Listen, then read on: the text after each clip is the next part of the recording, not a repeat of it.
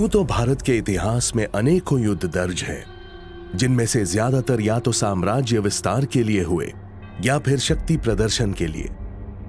कारण जो भी रहा हो, मगर इन युद्धों के अंत में मालूम होता है कि कौन जीता और कौन हारा, किसकी सेना ने किस राज्य को अपने कब्जे में ले लिया। लेकिन सोचिए, अगर दो सेनाओं के बीच ऐसा युद्ध हो जिसका परिणाम किसी को भी ना पता चले। सुनने में भले ही अजीब लगे, लेकिन हमारे भारत में एक ऐसी अनोखी जगह है जहां सन 1332 में यह रहस्यमय युद्ध लड़ा गया। इस जगह का नाम है मायोंग, जिसे आज भी लैंड ऑफ ब्लैक मैजिक के नाम से जाना जाता है। सेनापति, सेना को आगे बढ़ाओ और लहरा दो इस आसाम पर हमारी जीत का परचम। आपका इकबाल बुलंद रहे। गुस्ताखी माफ हो सरकार, मगर मैं फिर से आपसे मिन्नतें करते हुए कहता हूं कि इस हमले का ख्याल छोड़ दें। हमारी सेना को मायोंग गांव से होकर ही आगे बढ़ना होगा, दूसरा कोई रास्ता नहीं है। क्यों आप अपनी सेना को उस तंत्र मंत्र के कबीले में भेजकर सब कुछ खत्म करना चाहते हैं? तुम फिर से मुझे उन जादू टोनों की कहानियां सुनाने लगे। साफ साफ क्यों नहीं कहते कि तुम दुश्मन से डर रहे हो?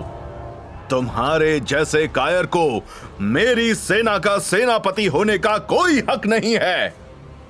मैं अभी के अभी तुम्हारा सर कलम करके पूरी सेना को बता देता हूं कि जो भी इन जादू टोनों की कहानियों को सुनकर पीछे हटेगा, उसका यही हश्र होगा।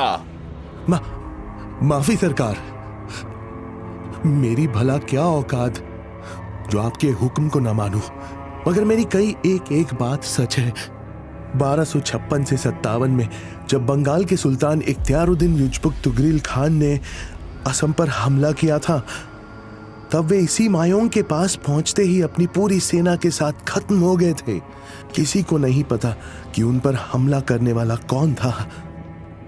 बस ऐसा लगा कि मायोंग की सरहद को छूते ही किसी काली ताकत ने उन सबको एक साथ खत्म कर दिया हो। वे अपनी सल्तनत में लौटकर भी ना जा पाए। बस इसीलिए आपसे गुजारिश।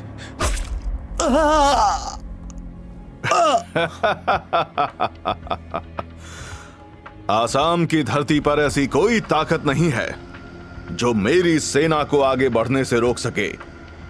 मैं खुद पूरी सेना को एक साथ आगे बढ़ने का हुक्म देता हूं। मोहम्मद शाह का हुक्म पाकर पूरे 1 लाख सैनिक अपने अपने घोड़े पर सवार होकर आगे बढ़ने लगे। कुछ सैनिक तो सच में ही जोश में थे और कुछ को खौफ था अपने सुल्तान का, जिन्होंने सेनापति को सरेआम कत्ल होते देखा था। मगर वे सब इस बात से अनजान थे कि अब जिस खौफ से उनका सामना होने वाला है, उसके आगे दुनिया का हर खौफ कम है।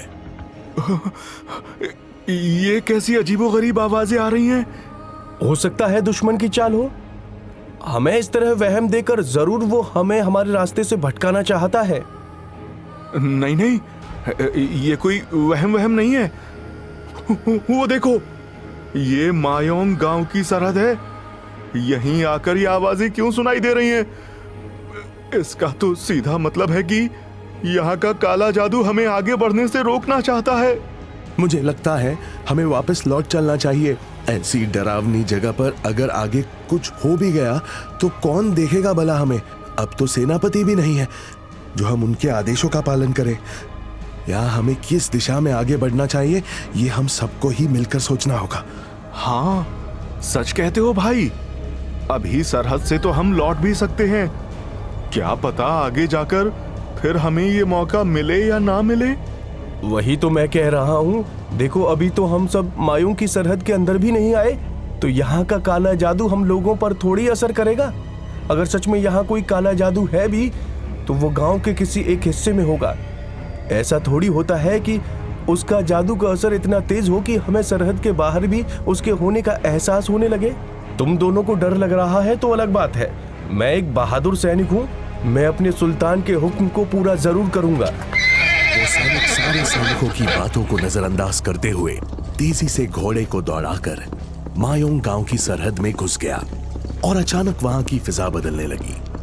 मंत्रोच्चार की ध्वनियां अचानक किसी डरावने रुदन में बदल गई और चारों ओर काले रंग का धुआं उठने लगा।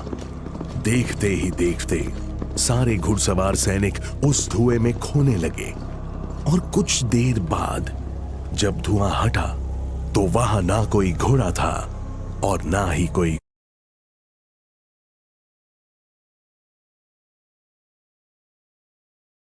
था और ना ही कोई घुड़सवार था। सारे 1 लाख सैनिक घोड़ों समेत गायब हो चुके थे। मगर सरहद के दूसरे तरफ यानी मायोंग गांव में कुछ तांत्रिक जरूर खड़े दिख रहे थे, जो गुस्से से आग बबूला होकर इन्हीं सैनिकों को देख रहे थे। आखिर कौन थे ये तांत्रिक? क्या इन्हीं ने अपने काले जादू से उन घुड़सवारों को गायब किया? क्यों मायोंग गांव की सरहद को पार करना इतना मुश्किल था? क्या आज भी ये काला जादू मायोंग की फिजाओं में घुला हुआ है? इन सारे सवालों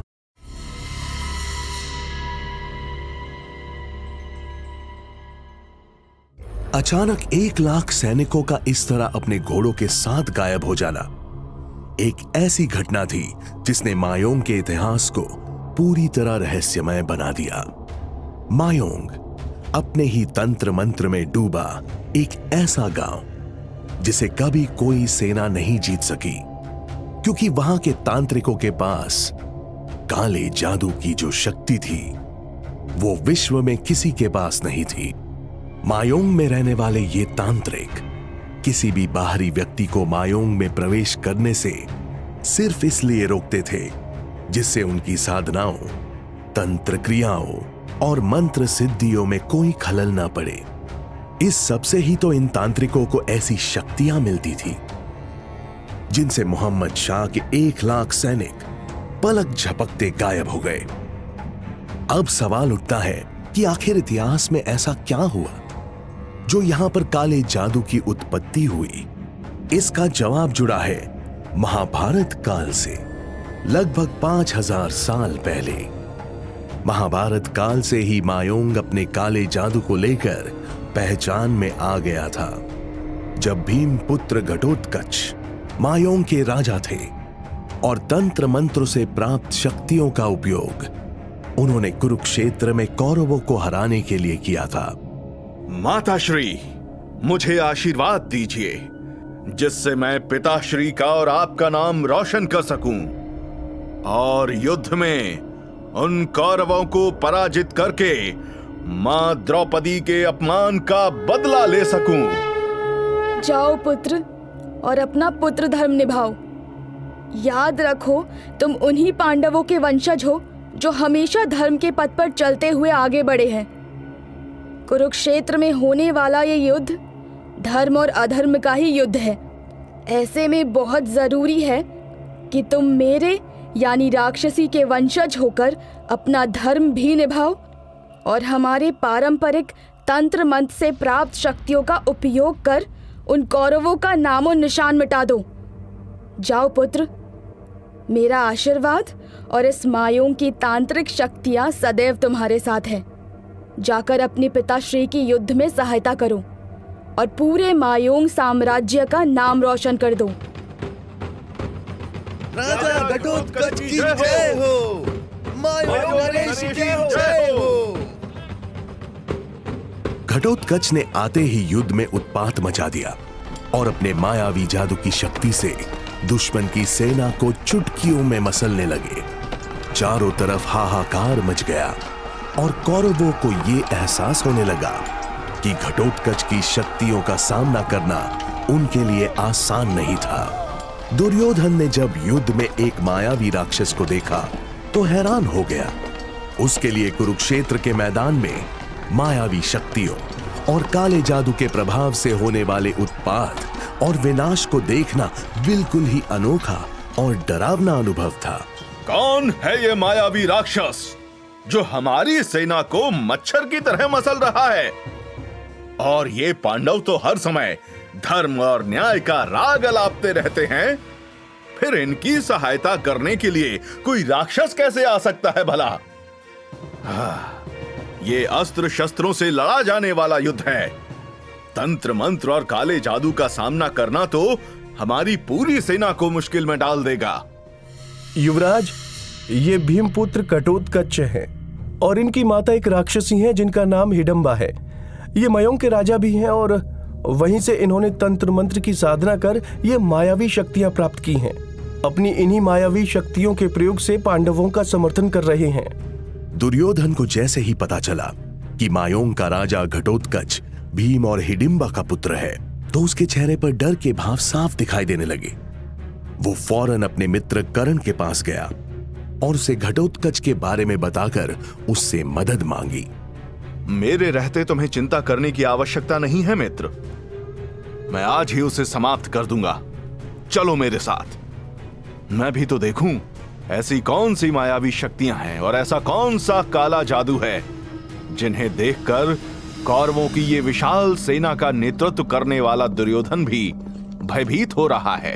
कुरुक्षेत्र में जहां एक तरफ दुर्योधन मायावी शक्तियों का भय लिए कर्ण को अपने साथ लेकर घटोत्कच की ओर बढ़ रहा था, वहीं आज पांडव हद से ज्यादा खुश थे, क्योंकि आज भीमपुत्र घटोत्कच दुश्मन सेना को धूल चटा रहा था। उसने अपनी माया से अपना आकार काफी बड़ा कर लिया था और दुश्मन सेना को उठा उठाकर ऐसे फेंकने लगा जैसे कि वे उसके सामने मात्र कीड़े मकोड़ों से ज्यादा और कुछ भी ना हो। मायोंग का राजा घटोत्कच इतना मायावी था कि कहीं से भी गायब हो जाता और कभी भी दिखाई देने लगता। उसके दिमाग में केवल एक ही बात थी और वो ये कि अपनी माया से कौरवों की सेना का अंत कर देना है। तभी वहां पर दुर्योधन और कर्ण भी पहुंच गए और वे चारों तरफ मचे हाहाकार को सुनकर काफी विचलित हो गए। उन दोनों ने सामने देखा तो वहां मायोंग का राजा घटोत्कच खड़ा हुआ था। प्रणाम काकाश्री।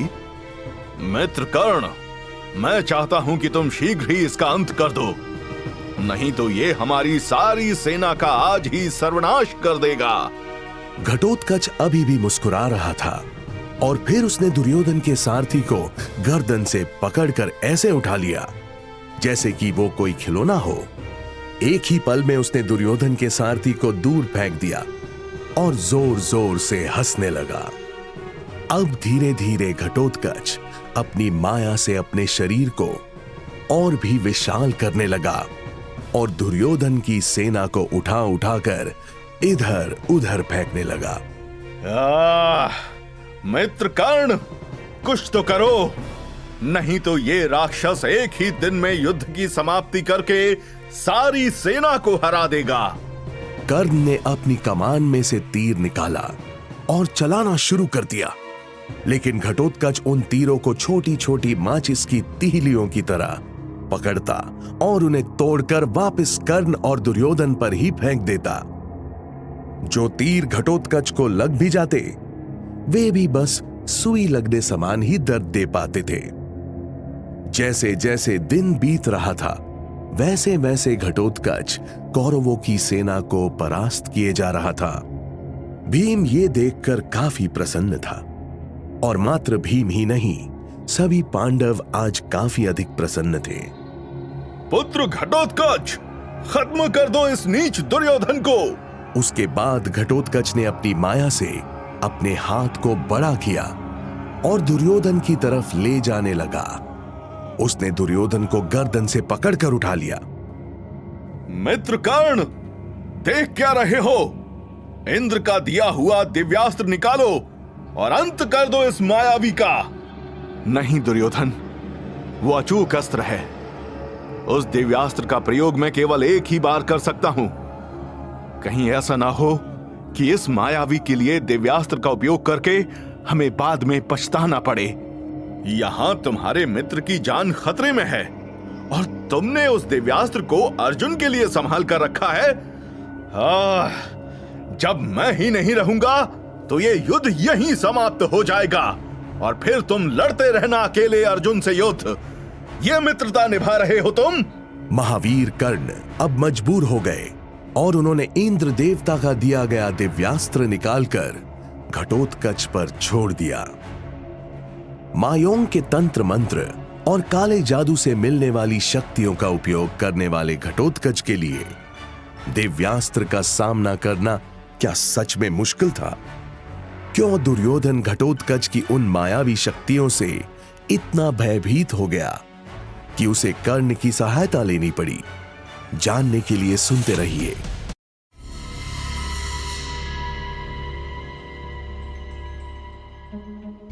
ऐसा नहीं था कि घटोत्कच कर्ण को इंद्र द्वारा वरदान स्वरूप दिए गए दिव्यास्त्र का सामना नहीं कर सकता था।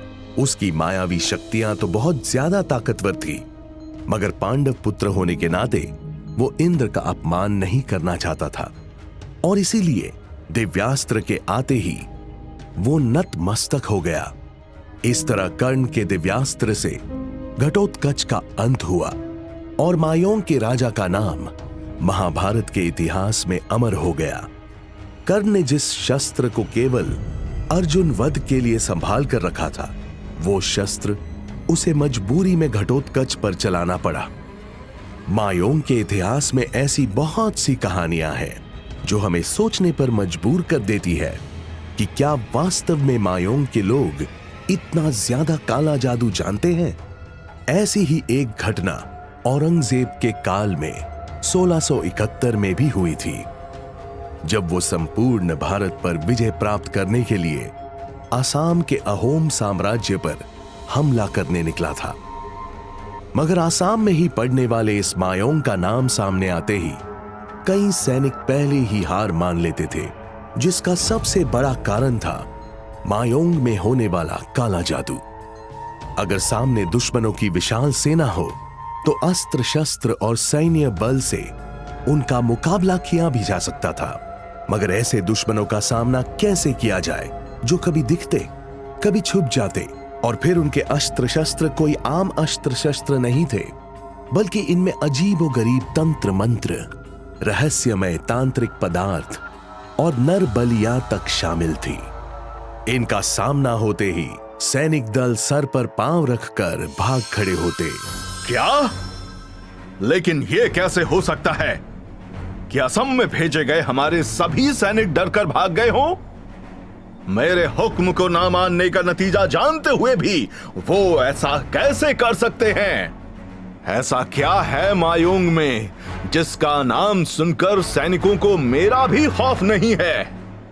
हुजूर, बात दरअसल ये है कि ये आसाम में जो मायोंग नाम का गांव है, ये अपने काले जादू के लिए प्रसिद्ध है। उस गांव की सरहद को पार कर आगे बढ़ जाना नामुमकिन है। जैसे ही हमारे सैनिक उस गांव की सरहद पर पहुंचे तो अचानक ही उनको अजीबोगरीब आवाजें सुनाई देने लगी और कई डरावने तजुर्बे भी हुए, जिससे सभी सैनिक चिल्लाने लगे और उन्होंने इधर उधर भागना शुरू कर दिया। क्या कहा?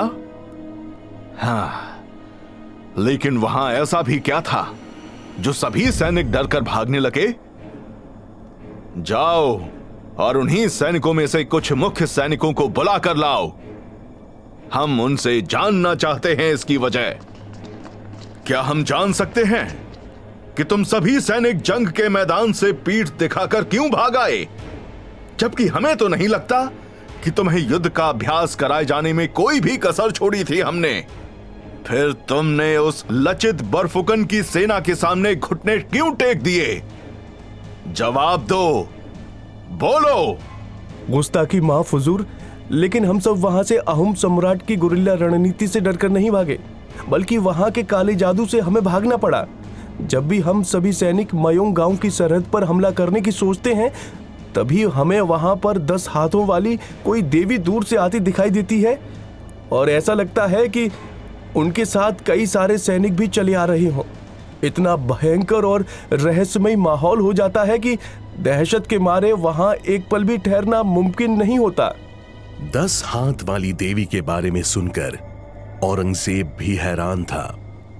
उसे लगने लगा या तो ये सच में मायोंग के लोगों की कोई मायावी चाल है, या फिर उसके सैनिक जंग से बचने का बहाना बना रहे हैं। औरंगजेब तो ये तक सोचने लगा था कि कहीं वो लाचित बरफुकान ही मायोंग के काले जादू का बहाना लेकर तो इसकी सेना को वहम में नहीं डाल रहा, मगर जब उसे पता चला कि मायोंग के तांत्रिक अपनी तंत्र सिद्धि के लिए कामाख्या मां के मंदिर में जाकर तंत्र साधनाएं करते हैं, तो उसे समझ आ गया कि ये 10 हाथ वाली देवी और कोई नहीं बल्कि इन मायोंग के तांत्रिकों की आराध्या कामाख्या देवी ही हो सकती है।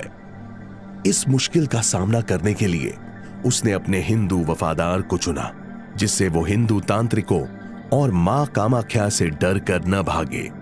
इसके लिए राजा राम सिंह से बेहतर भला कौन हो सकता है? राजा राम सिंह, हम चाहते हैं कि आप सेना को लेकर जाएं और अहोम साम्राज्य का नामो निशान मिटा दें। ये आप कैसी बातें कर रहे हैं सुल्तान? आप भली बात जानते हैं कि वहां पढ़ने वाले मायोंग के लोगों को काले जादू और तंत्र मंत्र की विद्याओं में महारत हासिल है। पहले भी आप कोशिश कर चुके हैं, इसीलिए हमें नहीं लगता कि हमें वहां पर जाना चाहिए। तुम्हारी इतनी हिमाकत कि तुम औरंगजेब को इनकार करो। जानते हो ना इसका नतीजा? ये तुम्हारे लिए बहुत ज्यादा नुकसानदायक हो सकता है। लेकिन सुल्तान, हमारे सैनिक भी वहां जाने को तैयार नहीं होंगे। आप ही बताइए, जब सैनिक ही तैयार नहीं होंगे तो हम हमला कैसे करेंगे? तो फिर ठीक है, हम तुम्हारा सिर यहीं कलम कर देते हैं और ये काम हम किसी और को सौंप देते हैं। कोई तो बहादुर होगा जिसे वहां जाने से डर नहीं लगता होगा। गुस्ताखी माफ हुजूर, हमारी पहली और आखिरी गलती समझकर माफ कर दीजिए। हम आज ही सेना लेकर मायोंग की ओर प्रस्थान करते हैं। मुझे मरना ही है तो मैं एक वीर की तरह जंग के मैदान में मरना पसंद करूंगा, इस तरह आपकी तलवार से सर कलम करवा कर नहीं। औरंगजेब का हुक्म मानते हुए राजा राम सिंह अपनी विशाल सेना लेकर मायोंग पर हमला करने के लिए निकल गया और उसने चारों तरफ से मायोंग को घेर लिया। लेकिन इतनी बड़ी सेना और सूझबूझ के बावजूद भी राजा राम को निरंतर हार का सामना करना पड़ रहा था। उनके बहुत से सैनिक हर रोज मरने लगे थे, जिसकी वजह से वे बेहद परेशान रहने लगे। औरंगजेब और अहोम साम्राज्य का यह युद्ध कई दिनों तक चलता रहा और फिर एक दिन जो हुआ उसकी किसी ने कल्पना भी नहीं की थी। आज या तो आर होगा या पार। देखता हूं कैसे हम नहीं जीत पाते। जिस मायोंग से मेरे सैनिक डर रहे हैं और आगे बढ़ने के बजाय उसकी सरहद से भी दूर रहकर जंग कर रहे हैं, मैं उसी मायोंग में जाकर देखता हूं ऐसा क्या है, कौन है वहां जो इस काले जादू की दहशत को फैला रहा है। उसके बाद राजा राम सिंह अपने घोड़े पर सवार, हाथों में तलवार लिए आगे बढ़ने लगा। सेना के सभी सैनिक उसे देखते रहे, मगर किसी में भी उसके साथ आने की हिम्मत नहीं थी। देखते ही देखते राजा राम सिंह मायोंग की सरहद पर पहुंच गया, मगर कुछ ही देर बाद राजा राम सिंह बाकी लोगों को दिखाई देना बंद हो गया। सैनिकों ने आसपास देखा, मगर उन्हें अब राजा राम सिंह नहीं दिख रहा था। ना कहीं उनका घोड़ा था और ना ही घोड़े की आवाज। ये आज भी रहस्य बना हुआ है कि राजा राम सिंह अपनी सेना को छोड़कर अचानक कहां और किस तरह गायब हो गए। राजा राम सिंह के गायब होने के साथ ही उनके सभी सैनिकों का हौसला टूट गया और वे अपनी अपनी जान बचाकर वहां से भाग गए। इस तरह अहोम साम्राज्य को मिटाने और मायोंग को हराने का ख्वाब औरंगजेब के लिए मात्र ख्वाब ही रह गया और वहां के तांत्रिकों ने इस बार भी अपने काले जादू की कला से मायोंग की रक्षा की। क्या अब भी होता है मायोंग में काला जादू? मायोंग के उन तांत्रिकों ने कहां से हासिल की तंत्र मंत्र की ये विद्या?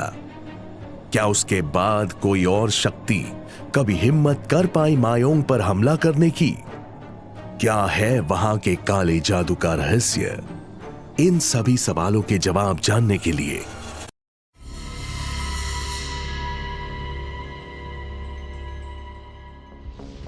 यूं तो मायोंग गांव के इतिहास में बहुत सी कहानियां दर्ज हैं, लेकिन सवाल अब ये उठता है कि क्या आज भी मायोंग में काला जादू होता है, या फिर मायोंग गांव ने कुछ तरक्की कर ली है। क्या आज भी मायोंग गांव केवल तंत्र मंत्र और काले जादू पर ही टिका हुआ है? इसके लिए हमें जाना होगा मायोंग की कुछ और दिलचस्प कहानियों की ओर। हम मायोंग पर इन काली शक्तियों का अधिकार कभी नहीं होने देंगे, फिर इसके लिए चाहे हमारे प्राण ही क्यों ना चले जाएं। लेकिन महाराज, आप तो जानते हैं कि मायोंग के तांत्रिकों के पास इतनी ज्यादा तंत्र और मंत्र की शक्तियां हैं कि उनके सामने स्वयं मोहम्मद शाह और औरंगजेब जैसे बड़े बड़े योद्धा भी नहीं टिक पाए थे और उन्हें हार का सामना करना पड़ा था। तो ऐसे में हम क्या कर सकते हैं? तो क्या अपनी जन्मभूमि को इस काले जादू के अंधकार में जाने दूं? ऐसे ही काले जादू को बढ़ावा देता रहूं, जो कि हमें बर्बादी के अलावा कुछ नहीं देने वाला? बोलो, जवाब दो। क्षमा करें महाराज, अगर आप यही चाहते हैं कि इन तांत्रिकों का अंत करके मायोंग पर शांति की स्थापना हो, तो हम सब आपके साथ हैं। चलो साथियों, हम आज ही वहां जाकर तांत्रिकों पर आक्रमण करेंगे और उन्हें अपनी शक्ति का एहसास करवाएंगे। सिर्फ आप ही नहीं, हम भी इस युद्ध में पूरा सहयोग देंगे, किंतु अब मायोंग को इन काली शक्तियों से हमेशा के लिए आजाद करा कर रहेंगे। उसके बाद मायोंग के राजा ने वहां के मुख्य तांत्रिकों पर हमला कर दिया और उनमें भयानक युद्ध शुरू हो गया। चला जा यहां से। तू जानता है ना कि ये मायोंग हमारा है और इसकी धरती पर केवल हमारा ही अधिकार रहेगा। हम किसी को अपना राजा नहीं मानते, क्योंकि हम मायोंग पर केवल अपना ही शासन चाहते हैं। सुनो तांत्रिक, ये तुम्हारी नहीं बल्कि हमारी भी जन्मभूमि है और हम यहाँ के राजा भी हैं, और इसी के नाते ये हमारा धर्म है कि हम मायोंग से काली शक्तियों को खत्म कर दें। मायोंग के राजा की बात सुनकर तांत्रिकों ने हंसना शुरू कर दिया। लगता है ये राजा ऐसे नहीं मानेगा। अब इस पर काले जादू से ही वार करना होगा। उसके बाद मायोंग के राजा और वहां के तांत्रिकों के बीच में युद्ध शुरू हो गया और वहां के तांत्रिकों ने इसमें अपनी काली शक्तियों और तंत्र मंत्रों का खूब इस्तेमाल किया, यहां तक कि सैनिकों को वश में करके उनकी बलि तक दी गई। महाराज, हमें नहीं लगता है कि हम इन तांत्रिकों से इस युद्ध को जीत पाएंगे।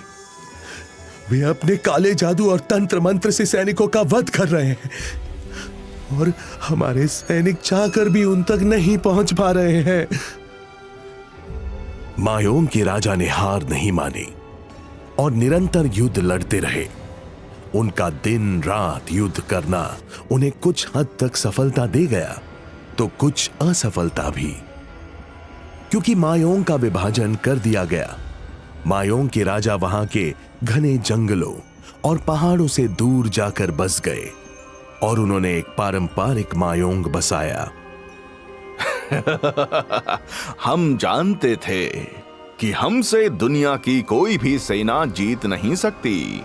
अब से ये पहाड़, ये जंगल, ये सब हमारा मायोंग है, जहां पर हम अपना काला जादू और बढ़ाएंगे और आने वाली पीढ़ियों को तंत्र मंत्र और काले जादू की शिक्षा देंगे। आज हमारी जीत की रात है और आज रात हम सब मिलकर जश्न मनाएंगे। उसके बाद से मायोंग दो भागों में बंट गया और ये भाग पारंपरिक मायोंग के नाम से प्रसिद्ध हुआ।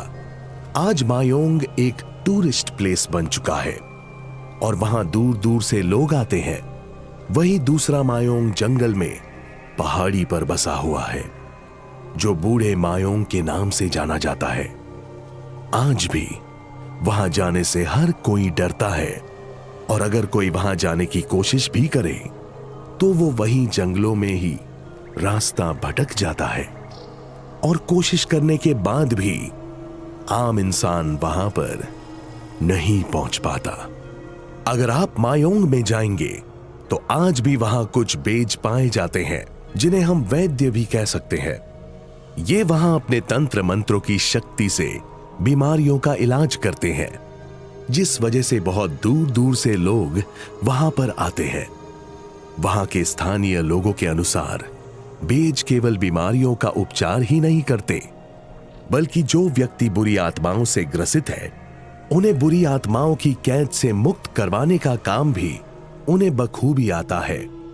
जब एक बार कुछ रिपोर्टर्स ने वहां के स्थानीय लोगों से इस विषय में बात की तो उन्होंने जो जानकारी बताई वो वास्तव में काफी अजीब थी। हमारे यहाँ हर तरह के तंत्र मंत्र का उपयोग किया जाता है, जिसमें अलग अलग मंत्रों का इस्तेमाल अलग अलग समस्याओं के लिए होता है। ऐसे ही एक काफी प्रसिद्ध मंत्र है जिसका नाम है मोहिनी मंत्र, और उसका प्रयोग प्रेम आकर्षण के लिए किया जाता है। जैसे कि अगर किसी का प्यार उससे किसी कारणवश दूर हो गया हो ना, या फिर कोई किसी व्यक्ति से एक तरफा प्यार करता हो, तो इस मोहिनी मंत्र की सहायता से उसे अपने वश में किया जा सकता है। इसके अलावा इस मंत्र का उपयोग बाघ को वश में करके बेहोश करने में भी किया जाता है। उस आदमी ने जो भी जानकारी हमें वहां के मंत्रों के विषय में दी वो सुनकर हम स्तब्ध रह गए। वहां केवल पुरुष ही नहीं बल्कि महिलाएं भी काले जादू को करने में काफी सक्षम है। ऐसे ही वहां पर एक महिला तांत्रिक है जिनकी उम्र 88 साल है, लेकिन उन्होंने अपना नाम बताने से साफ इनकार कर दिया और ना ही वो मीडिया और कैमरा के सामने आती है। यहां तक कि उन्हें फोन तक चलाना नहीं आता है, लेकिन अपने तंत्र मंत्रों की शक्ति से वो बहुत से लोगों का उपचार कर चुकी है। उन्हें काले जादू द्वारा आत्माओं को वश में करने की महारत हासिल है। मायोंग में एक मायोंग सेंट्रल म्यूजियम और काला जादू और जादू टोना का एम्पोरियम गांव के रहस्यमय अतीत की झलक पेश करता है। वहां पर जाकर आपको पता चलेगा कि मायोंग को काला जादू कितना अधिक प्रभावित करता है। वहां पर मौजूद प्राचीन पांडुलिपियां, अनुष्ठानिक उपकरण और मानव बलि के अवशेष जैसी कलाकृतियां काले जादू के साथ गांव के गहरे संबंध का एक भयावह प्रमाण प्रदान करती है। अगर आप मायोंग जाते हैं तो आपको काले जादू के बारे में जानने के लिए मायोंग सेंट्रल म्यूजियम में जरूर जाना चाहिए। क्यों आज भी बूढ़े मायोंग में जाने से घबराते हैं आम लोग? क्या आज भी वहां पर मंडराता है हर कदम पर काली शक्तियों का खतरा? क्या कभी कोई बूढ़े मायोंग जाने में हो पाया है कामयाब? इन सभी सवालों को जानने के लिए सुनते रहिए।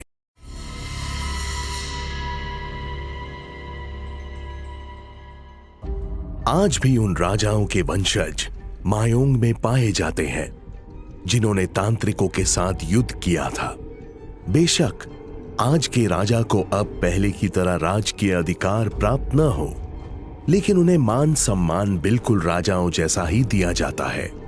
अगर आज भी आप वहां के वर्तमान काल के राजा तरानी कांता सिंघा के पास जाते हैं तो वो आपको मायोंग की विचित्र कहानियां अवश्य सुनाएंगे। उन्हें इस बात को स्वीकार करने में जरा भी संकोच नहीं होता कि उनके पूर्वज बूढ़े मायोंग के तांत्रिकों से युद्ध हार गए थे। बहुत से रिपोर्टर्स और मीडिया कर्मी उनके पास जाते रहते हैं और मायोंग के बारे में विचित्र कहानियां जानते रहते हैं। ऐसे ही एक रिपोर्टर जिनका नाम था विजय, वो वहां के राजा से मिलने के लिए गया और जो जो उसे पता चला वो अपने आप में हैरान करने वाला था। आपके बारे में सुना है कि प्राचीन काल में जो यहाँ के राजा थे आप उन्हीं के वंशज हैं, लेकिन अब आपको कोई भी राजकीय अधिकार नहीं दिए गए हैं जो पुराने जमाने में दिए जाते थे।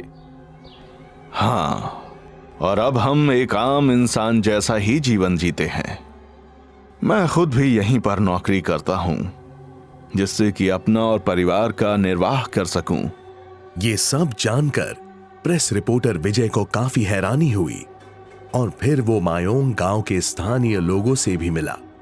ऐसे ही उसे एक स्थानीय निवासी मिला जिसका नाम था सोहन लाल। चाहे उसकी भाषा कुछ अलग थी, लेकिन विजय की टीम में भी कुछ ऐसे मेंबर्स थे जो वहां की भाषा को बखूबी समझते थे।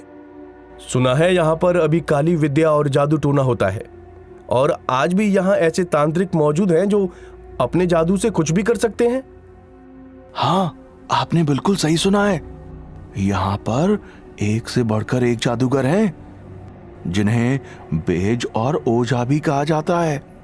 वो कई प्रकार से जादू का उपयोग करते हैं, लेकिन वो काले जादू के अलावा ज्यादातर सफेद जादू में ही विश्वास करते हैं। इसके अलावा अंदर की बात बताऊं कि चाहे वो काले जादू को सबके सामने ना करते हों, लेकिन अकेले में तो आज भी वो काला जादू जरूर करते हैं। काले जादू के बारे में तो हमने काफी सुना था, लेकिन अब ये सफेद जादू क्या है? और ये काले जादू को ऐसे छुपाकर करने का क्या मतलब है? अरे, क्योंकि काले जादू को सरकार ने बैन कर दिया है, और काला जादू सरेआम अब केवल बूढ़े मायूंग में ही होता है। यहाँ पर केवल सफेद जादू ही सार्वजनिक रूप से किया जाता है, जिसमें हम बीमार लोगों का उपचार करते हैं और दुखी लोगों को कुछ ऐसे टोटके बताते हैं जिससे उनके दुखों का निवारण किया जा सके। उसके अलावा यहाँ पर कुछ जादू बाकी लोगों के मनोरंजन के लिए भी होता है। इसी तरह से काला जादू समाप्त होकर सफेद जादू की ओर अग्रसर हो रहा है। उसके बाद रिपोर्टर विजय वहां से थोड़ा और आगे गया, जहां पर उसको कुछ ऐसे बेज भी मिले जो पीठ दर्द का इलाज तो कर रहे थे, लेकिन बिना किसी थेरेपी या दवाई के ही इलाज किया जा रहा था, यानी सिर्फ जादू से। रिपोर्टर विजय ये देखकर हैरान हो गया, और फिर उसने एक बेज जिनका नाम रोनेंद्र नाथ था, उनको अपनी आंखों के सामने ही इलाज करते हुए देखा। फिर विजय और उसकी टीम एक मरीज से मिले और उसने कुछ ऐसा बताया जो हैरान कर देने वाला था। मेरी पीठ में इतना दर्द था कि मैं ना तो लेट सकता था और ना ही ज्यादा देर तक बैठ सकता था। इसीलिए मैं इनके पास आया। इन्होंने मेरी पीठ पर तांबे की प्लेट रखी और कुछ मंत्र पढ़ दिए, जिससे एक बार तो मुझे बहुत ही अजीब सा झटका लगा और वो तांबे की प्लेट मेरी पीठ पर चिपक गई। लेकिन कुछ देर के बाद वो प्लेट अपने आप ही उतर गई, और जिससे कुछ ही देर में मुझे काफी हल्का महसूस होने लगा। उसके बाद से ही मेरी पीठ का दर्द बिल्कुल ठीक हो चुका है। लेकिन ये कैसे पॉसिबल है, वो भी बिना किसी मसाज या बिना किसी मेडिसिन के? हमारे लिए तो यही सब कुछ है, जिन्होंने इतने कम पैसों में मेरा इलाज कर दिया, और यही सच है। जो जादू आप वहां पर देखते हैं, सच में वो अविश्वसनीय है। वहां पर कुछ मरीज ऐसे भी हैं जिनकी पीठ का दर्द इतना ज्यादा था कि जो प्लेट उनके उपचार के लिए इस्तेमाल की गई थी, वो जब पीठ से अलग हुई तो कई टुकड़ों में बंट गई।